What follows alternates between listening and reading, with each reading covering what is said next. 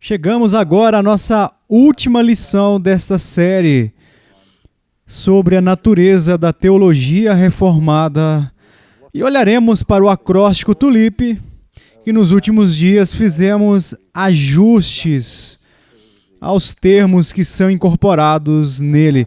E na nossa última lição observamos o conceito de graça irresistível. E eu mencionei que eu prefiro o termo graça efetiva. E antes de eu mudar de assunto, só quero adicionar um pequeno pós-escrito, lendo uma pequena passagem da Confissão de Fé de Westminster, que é o padrão doutrinário histórico da teologia reformada, que remete à Inglaterra do século XVII. Bem, temos aqui esta referência à doutrina do chamado efetivo.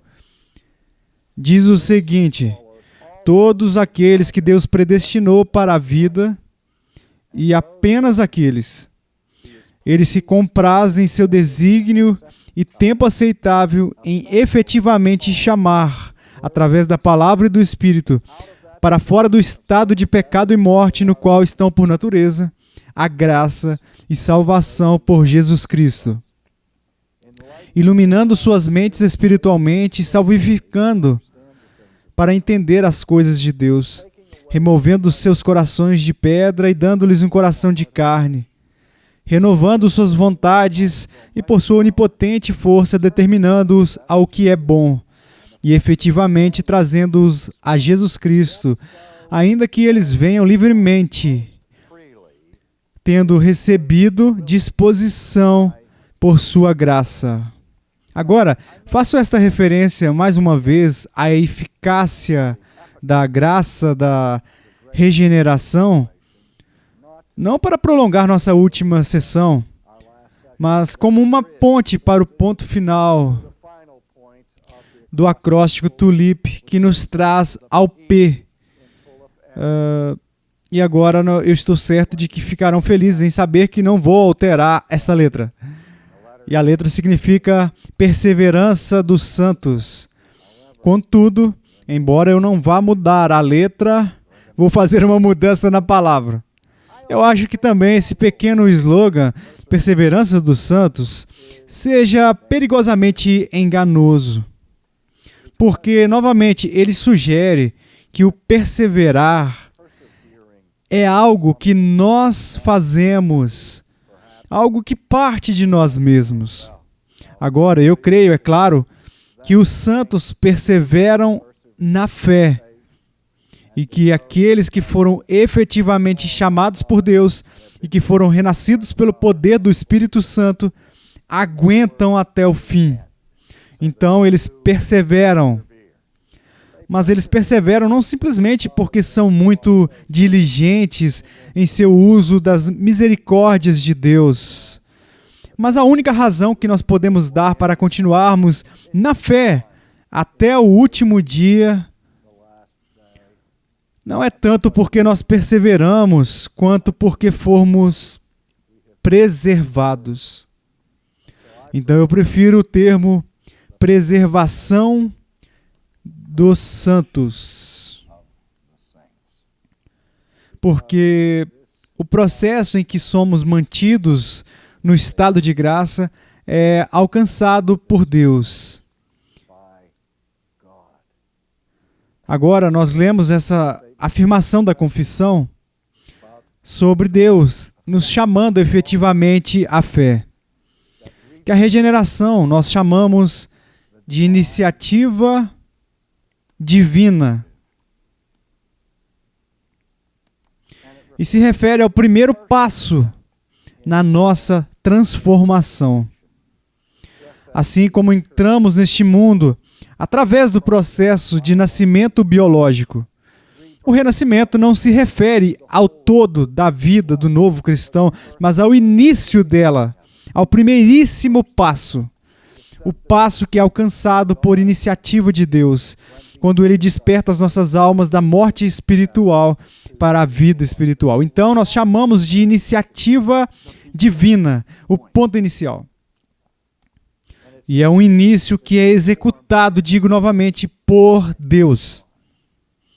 O que Paulo escreve aos Filipenses? Ele diz que aquele que começou a boa obra em vós há de completá-la. Aí está a promessa de Deus, em que Ele pretende terminar o que começou em nós.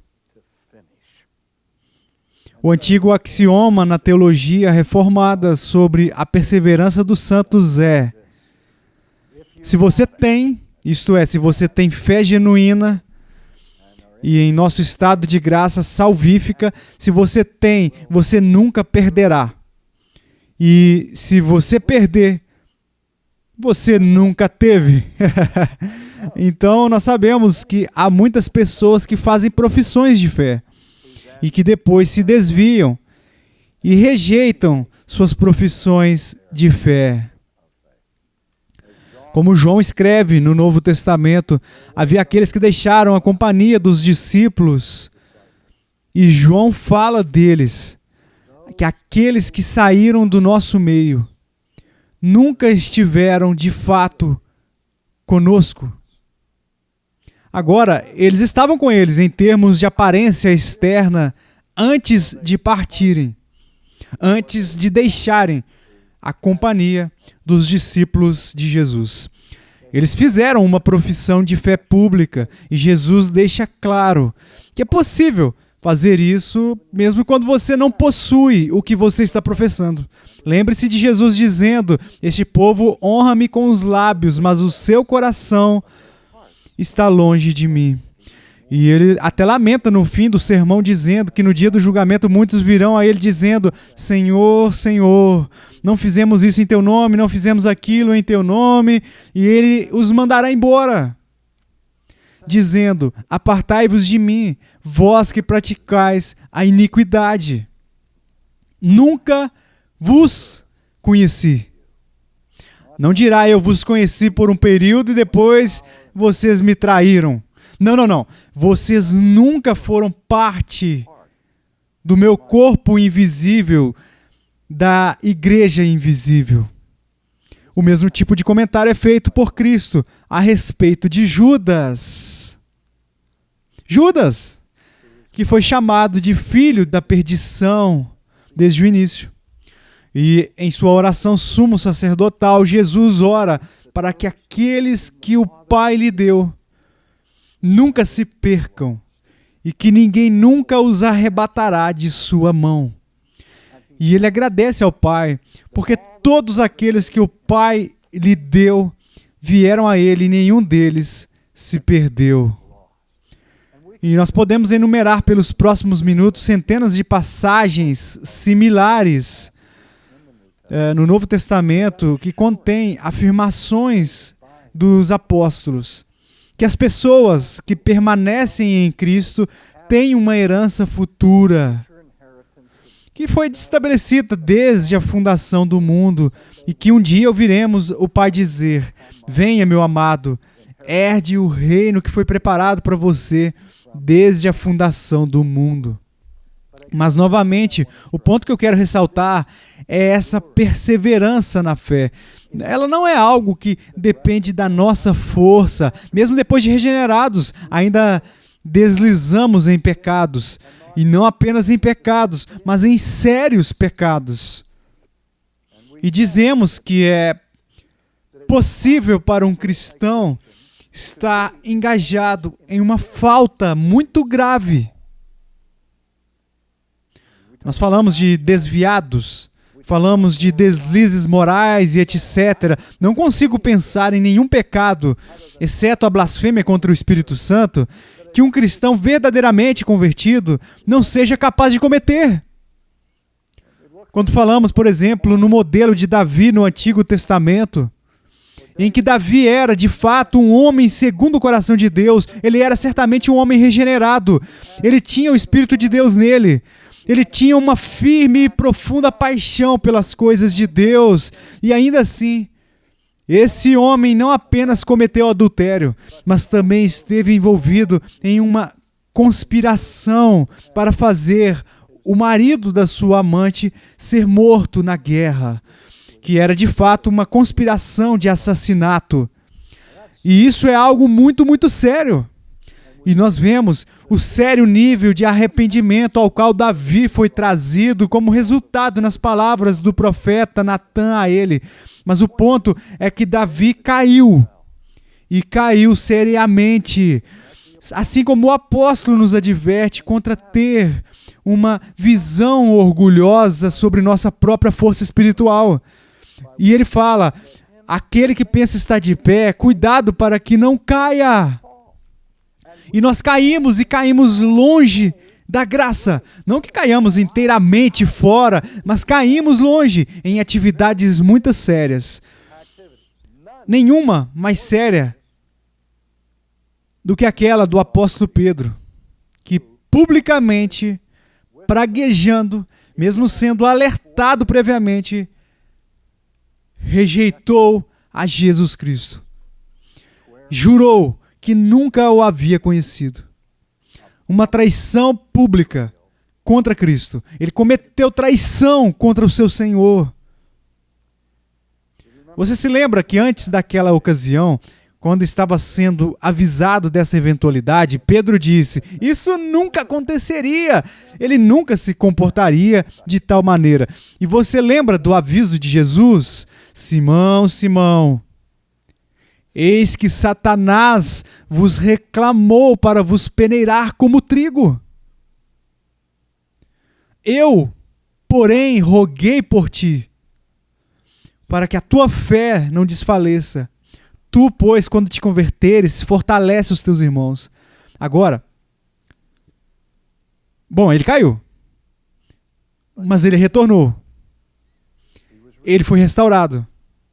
Então a sua queda não foi por um período, e é por isso que dizemos que cristãos verdadeiros podem ter quedas radicais e sérias, mas nunca quedas totais e finais da graça. Mesmo na igreja, quando as pessoas professam a fé e depois se envolvem em pecados muito sérios, tão sérios que as levam à disciplina eclesiástica. E mesmo este processo de disciplina passa por vários estágios. O último estágio do qual é a excomunhão. E nós sabemos que é possível uma pessoa ser verdadeiramente regenerada, uma verdadeira cristã, que é tão apanhada pelo pecado que tal pessoa é chamada à igreja, envolvida na disciplina, suspendida dos sacramentos e ainda não se arrepende. Fazem tudo até o fim da lista, que é a excomunhão, onde são excluídas da comunhão do corpo de Cristo para serem tratadas como incrédulas, para serem declaradas incrédulas pela igreja. Mas mesmo esse ato de excomunhão é feito com a esperança de que a pessoa seja de fato um crente que está agora envolvido em um estado de pecado muito persistente e que essa disciplina final de ser cortado da comunhão com o corpo de Cristo seria o que o Espírito Santo iria fazer para trazê-las ao arrependimento.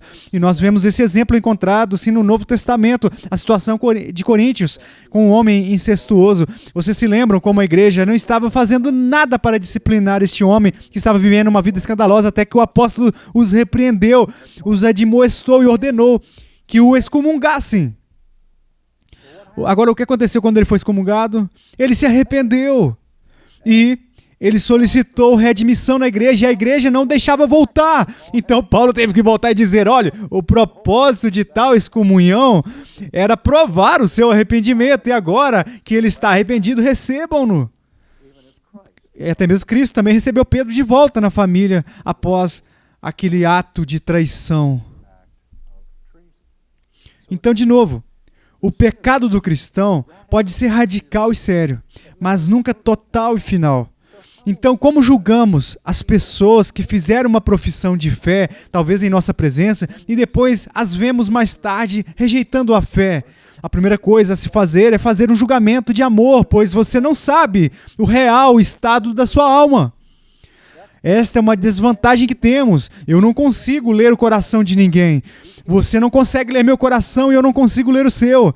Somos chamados ao discernimento, à sabedoria, a olhar para as ações uns dos outros e avaliar e discernir de acordo. Mas mesmo pelas suas melhores ações, eu não sei como é sua alma. E você não pode saber o que está na minha alma. Então, nós somos chamados a ser excepcionalmente tolerantes uns com os outros e ter aquele amor que cobre uma multidão de pecados entre nós na comunhão da igreja. Mas Deus, sim, lê o coração. E quando Deus diz que certa pessoa nunca esteve num verdadeiro estado de fé, temos certeza de que tal pessoa nunca esteve num verdadeiro estado de fé. Agora, e se acontecer de encontrarmos uma pessoa que está no exato momento cometendo uma falta e ela publicamente rejeitou a fé? Podemos então saber que ela não é cristã? Não. Porque não conhecemos o amanhã. Não sabemos se ela não está como Davi estava antes que Natã viesse a ele. Se alguém estivesse perto de Pedro quando ele disse, nunca o conheci, certamente não teriam feito o julgamento de que Pedro era um cristão.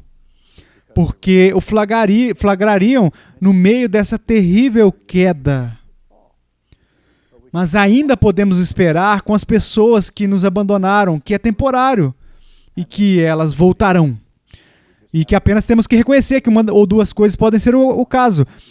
Sua profissão inicial não foi autêntica nem genuína. Foi uma profissão de fé vazia, que ela nunca foi crente. Ou que a sua profissão de fé foi genuína. E ela voltará. Mas deixamos isso para Deus neste ponto. Então, o que o Novo Testamento nos ensina é que é o Espírito Santo que sozinho nos levanta dos mortos e nos levanta para a vida eterna.